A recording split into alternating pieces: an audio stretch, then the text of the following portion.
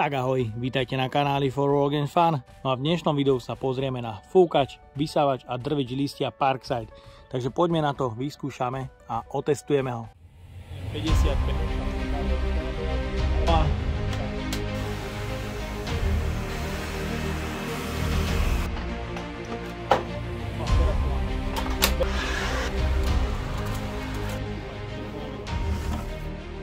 Mám tu ďalšie sezónne náradie a tým je elektrický fúkač listia, ktorý dokáže taktiež fúkať listie, vysávať a taktiež ho dokáže drviť. Je to výrobok Parkside s modelovým označením PLS 3000A1, ktorého cena je zhruba 40 €, je tu trojročná záruka. Motorová jednotka točí od 10 do 15 000 otáčok za minútu. Sila fúkania 320 km za hodinu a maximálna sacia sila 14 kubíkov za minútu.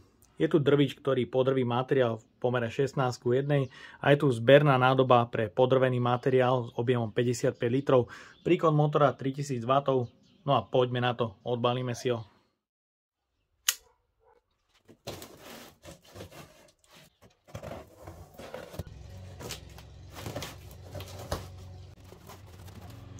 Takže v balení nájdeme hubicu pre fúkanie, ktorá sa skladá z dvoch častí.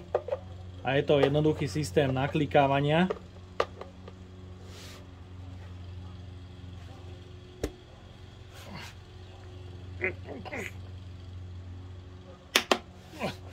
Ide to tam dosť ťažko, ale mám to spojené.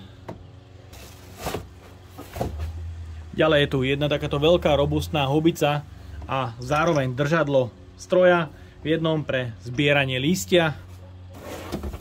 Ďalšia predĺžovacia hubica pre zbieranie listia. Ďalej tu máme samostatný stroj. Takýto jednoduchý návod, ako poskladať celé zariadenie. Ďalej je tu popruh a užívateľský manuál. A samotné vrecúško na zbieranie listia.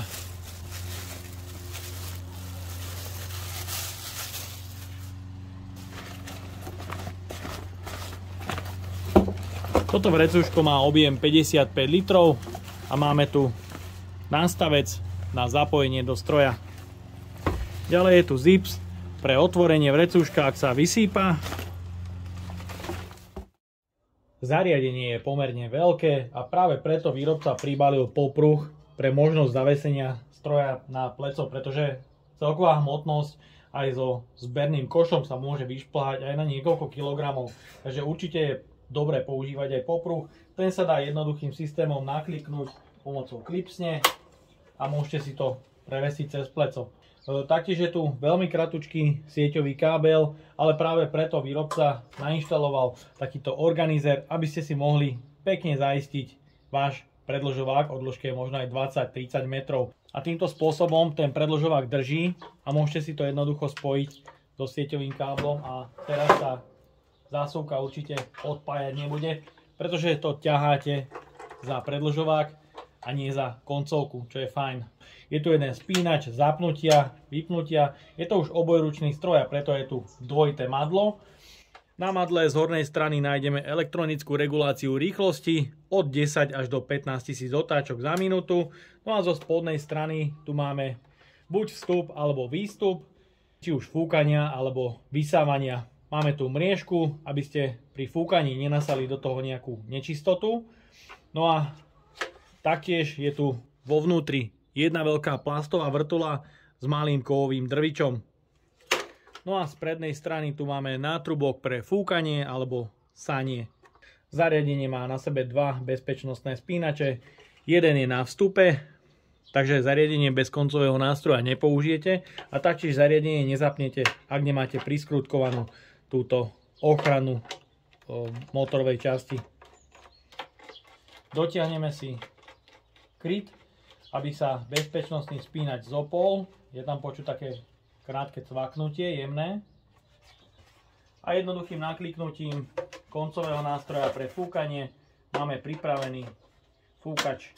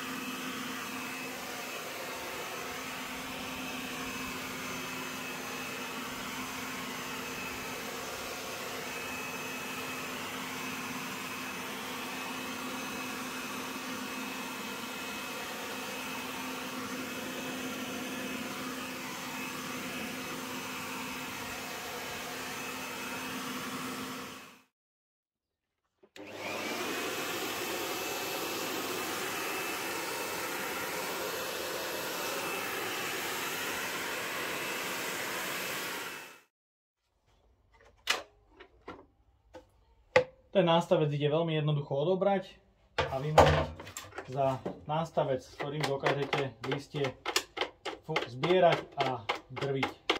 Takže namontujeme si nástavec pre zbieranie listia a drvenie. Je to beznástrojový systém výmeny.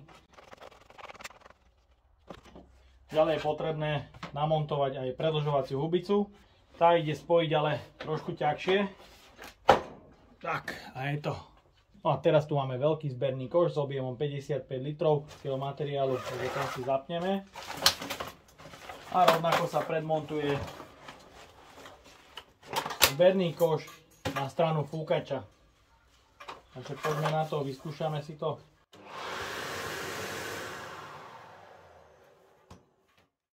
Takto je to už celkom veľký stroj a je potrebné si zvyknúť na tú manipuláciu s ním.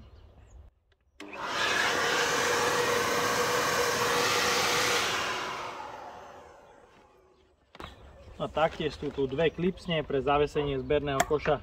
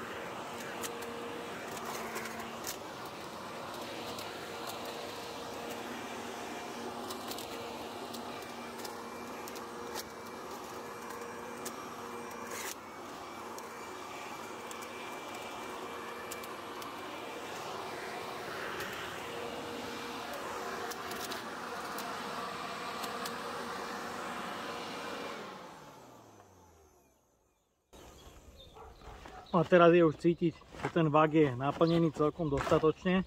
Toho materiálu je tam naozaj dosť a bolo vidieť aj nejaké zapchávanie. To zapchávanie je ale spôsobené tým, že toto orechové lístie má veľmi dlhú stonku a tým sa nezmestí do otvoru, a keď sa to natrepe do toho týmto spôsobom, tak to jednoducho nedokáže nasať. Ak ale budete sať iba listy bez nejakých kostrniek, tak si myslím, že to pôjde úplne krásne. Je cítiť, že pri saní má silu, ten drvič nemá problém, nejaké väčšie množstvo naraz, ten motor si s tým poradí úplne krásne, bez problémov. Zberný koš je teda naplnený, stačí ho odopnúť.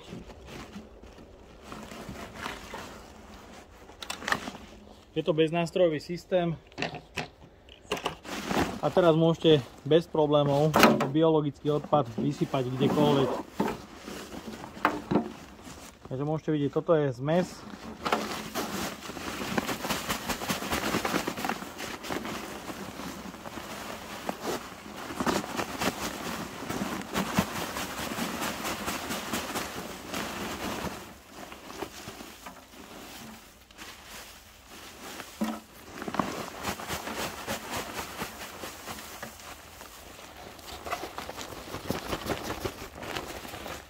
Takže ten zberný koš s objemom 55 litrov naplnil bez problémov jeden fúrik, takže môžete vidieť, toto listie bolo minimálne z 5-6 fúrikov, ktoré boli také voľno nasypané, no a všetko sa to zmestilo pri podrvení do jedného fúriku.